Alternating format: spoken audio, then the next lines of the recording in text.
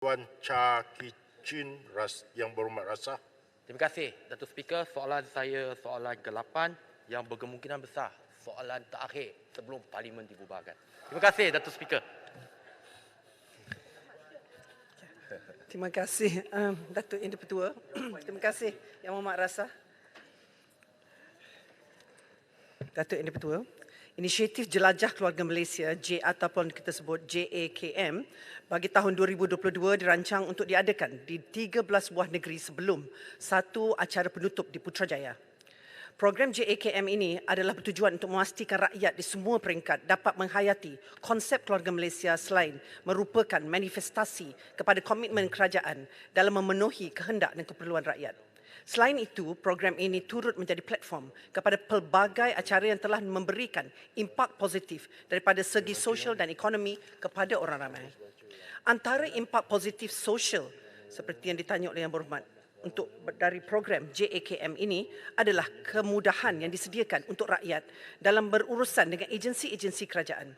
Setakat September 2022, 9 siri JAKM telah diadakan dengan keseluruhan jumlah pengunjung yang telah direkodkan adalah seramai 500,983 orang. Kehadiran para pengunjung ini telah menyumbang kepada 447,238 transaksi di kaunter perkhidmatan kerajaan yang mengambil bahagian. Program ini turut memberi impak positif sosial dengan membantu orang ramai yang sedang mencari pekerjaan melalui slot jamin kerja keluarga Malaysia. Dalam usaha tersebut, seramai 20,545 orang pencari kerja telah mendaftar untuk proses tapisan dan temuduga dengan para majikan yang mengambil bahagian. Hasilnya, seramai 4,203 orang telah berjaya mendapat pekerjaan melalui program ini. Selain itu, JAKM telah memberikan impak positif ekonomi dengan membuka peluang kepada usahawan tempatan, industri kecil dan sederhana IKS di setiap negeri untuk memperagakan dan menjual produk mereka kepada para pengunjung. Seramai 1,337 orang usahawan telah menyertai program JAKM dengan merekodkan jumlah jualan termasuk potensi jualan bagi padanan perniagaan sebanyak 74,287,242.59 sen. Lanjutan daripada itu, dalam usaha kerajaan untuk membantu orang ramai meringankan beban kos sara hidup, program JAKM juga membawakan elemen jualan murah keluarga Malaysia. Jualan ini bertujuan untuk membolehkan rakyat mendapatkan barangan keperluan harian pada harga lebih murah daripada harga pasaran biasa. Para pengunjung telah membelanjakan sebanyak sejuta lebih semasa jualan ini, sekaligus menunjukkan bahawa orang ramai sangat berminat dan berpuas hati dengan elemen jualan murah keluarga Malaysia ini. Kerajaan turut memberikan sumbangan melalui Yayasan Keluarga Malaysia bagi keluarga yang kurang bernasib baik dan telah kehilangan ahli keluarga akibat daripada wabak COVID-19. Sehingga kini, pihak kerajaan telah membantu seramai 339 buah keluarga dengan sumbangan berjumlah RM390,500. Perolehan untuk program JAKM ini dilaksanakan dengan melantik syarikat pengurus acara mengikut 6 zon, iaitu zon utara, zon selatan, zon pantai timur, zon tengah, zon Sabah dan zon Sarawak. Sehingga September 2022, hanya 3 zon sahaja yang telah selesai sepenuhnya pelaksanaan kesemua siri bagi zon berkenaan, iaitu zon Sabah, zon Sarawak dan zon tengah, masing-masing dengan hanya 1 siri saja bagi setiap zon tersebut. Akhir sekali, kos pelaksanaan bagi zon Sabah adalah sebanyak RM5,350,244, manakala bagi zon Sarawak adalah berjumlah RM5,370,158. Zon tengah pula iaitu bagi pelaksanaan JAKM Negeri Selangor telah membabitkan kos sebanyak RM5,278,789.40. Semua kos-kos yang dinyatakan ini termasuk SST ke atas kontrak yang dianugerahkan kepada semua syarikat terpilih. Manakala untuk kos pelaksanaan bagi zon pantai timur 3 siri, zon utara 4 siri dan zon selatan 3 siri hanya akan dimuktamadkan selepas kesemua siri JAKM bagi zon-zon berkenaan selesai dilaksanakan sepenuhnya. Terima kasih. Yang Berhormat Rasa, soalan tambahan. Terima kasih, Datuk Speaker. Terima kasih kepada Yang Berhormat Timbalan Menteri yang memberikan jawapan tersebut. Saya ingatkan Menteri sebab Menteri mungkin sibuk dengan pegawai khasnya tengah kemaskan pejabat. Jadi, terima kasihlah pada orang Nogori yang jawab soalan daripada orang Nogori. Saya meneliti jawapan yang diberikan oleh Yang Berhormat Timbalan Menteri. Dikatakan zon Sabah, Sarawak dan Tengah masing-masing dengan satu CD. Belanja untuk satu CD itu 5 juta. Jadi kalau 13 CD maknanya 65 juta kalau kita puratakan, kita jumlahkan dengan nisbah yang sebegitu. Bagi saya, apakah ia merupakan CD ini memerlukan gimmick ataupun retorik untuk Yang Amat Berhormat Perdana Menteri sebelum mengumumkan pembubaran parlimen. Kita masih ingat PM6 dulu ada satu Malaysia. Sekarang keluarga Malaysia dibawa PM9. Dan saya difahamkan Negeri Sembilan minggu ni, hujung minggu ni, lepas tu Melaka hujung minggu depan. Jadi apakah ia akan diumumkan pembubaran parlimen, tak kira hujan ke, tengkujuh ke, banjir ke, kalau selesai siri jelajah untuk JAKM ini. Dan mohon jawapan daripada Yang Berhormat Timbalan Menteri. Terima kasih. Terima kasih Datuk Yang Pertua, terima kasih Yang Berhormat Rasah. Prerogatif untuk membubarkan ke parlimen terletak kepada Yang Amat Berhormat Perdana Menteri. Saya tidak mungkin tahu bila.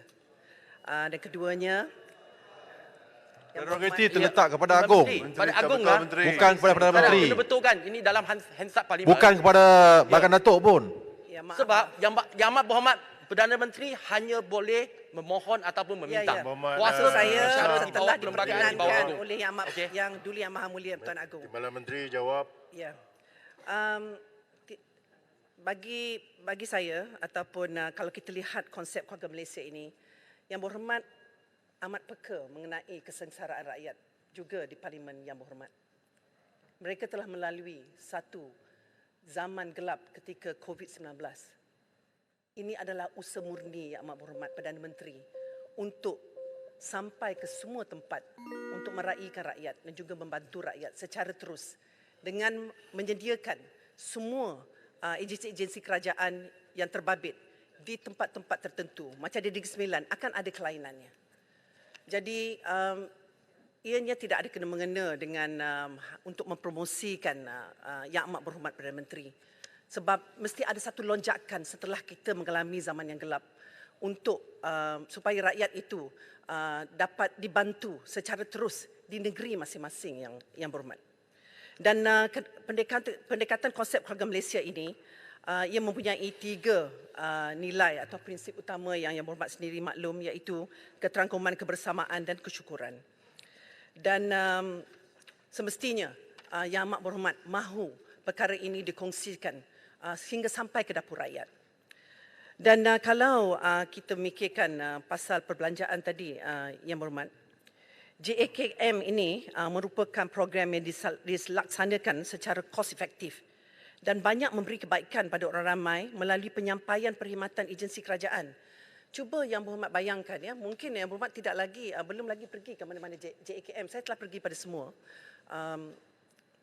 Rakyat boleh terus berurusan dengan kaunter-kaunter kerajaan yang selalunya berada di Putrajaya.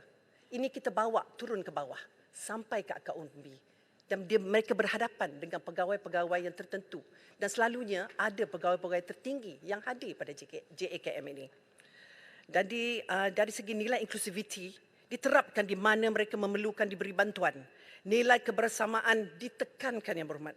Dan kesemua 26 buah kementerian dan 5 menteri di Jabatan Perdana Menteri bersama-sama membantu rakyat dalam kesusahan serta nilai kesyukuran merupakan manifestasi kepada budaya tolong-menolong dalam keluarga Malaysia ini.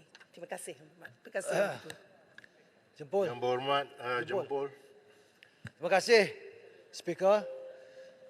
Saya sini juga saya maklumkan bahawa JKM akan peringkat Negeri Sembilan. Akan bermula 7 sampai 9 rasah. Jadi kalau kata rasah tadi sesuai untuk pembubaran, dijempol lah yang paling tepat untuk last program sebelum pembubaran. Jadi apa yang saya lihat untuk program ini dijempol akan diadakan. Tetapi dalam soal menambah baik, banyak tadi disebut sambutan rakyat dalam soal pemulihan ekonomi, ramai peniaga dibawa bersama. Jadi dalam soal pungutan ataupun hasilnya masih saya katakan ianya boleh ditambah baik. Jadi apakah penambahbaikan yang perlu difikirkan oleh kerajaan? Dia tidak boleh menggunakan model yang sama. Kita tahu strategi kita, mereka kata ini adalah tak baik. Yang baiknya lagu penyamun kata mereka. Lagu penyamun rakyat tak dapat apa-apa. Bila jelajah inspirasi keluarga Malaysia, peluang tu banyak. Inilah yang dimainkan oleh sebelah sana, lagu penyamun yang disajikan oleh rakyat tetapi bukan jualan murah untuk rakyat. Terima kasih. Terima kasih Yang Berhormat Jempol. Terima kasih Datuk Yang di-Pertua. Yang berhormat semua. Okey, program JAKM ini sentiasa melalui banyak penambahbaikan kalau kita pergi ke negeri seterusnya. Kerana mesti mengambil keunikan dan kelainan yang ada pada negeri tersebut. Dan ia tidak langsung ditinggalkan negeri-negeri pembangkang. Ia tetap menjadi satu aliran di dalam keluarga Malaysia ini. Dan program JAKM ini telah menetapkan pelantikan satu atau dua kementerian yang berhormat supaya ada kementerian peneraju di setiap siri jelajah dan bagi membantu menentukan kandungan pameran serta pengisian program supaya setiap siri JAKM mempunyai kelainan yang menarik orang ramai untuk hadir. Oleh kerana kita akan bertemu di Jempol, di dataran Seri Jempol daripada 7 bulan Oktober ke 9 bulan Oktober, saya juga menjemput Yang Berhormat Rasah, jemput datang dan juga Yang Berhormat Seremban. Dan kalau boleh, kalau Yang Berhormat yang berdekatan, silakan. Kita berjumpa di sana. Bagi JAKM Negeri Sembilan, Kementerian Kesihatan telah dilantik sebagai Kementerian Peneraju. Oleh yang demikian, antara kelainan pengisian program di Negeri Sembilan adalah kandungan khusus dibawa oleh kementerian tersebut seperti pameran hospital futuristik Yang Berhormat. Selain acara-acara berkaitan dengan agenda nasional Malaysia Sihat seperti Info Sihat, Farmazania, Main Peranan, Doktor Gigi dan kuis kesihatan. Selain itu, kenduri sekampung. Ini mungkin usaha baik Yang Berhormat. Semasa JAKM Negeri Sembilan turut dirancang melibatkan 20,000 pengunjung, insya-Allah. Dan pengisian lebih pelbagai seperti pembukaan reruai, perkhidmatan agensi kerajaan selain menekankan elemen tempatan yang unik kepada Jempol dan Negeri Sembilan. Terima kasih Yang Berhormat.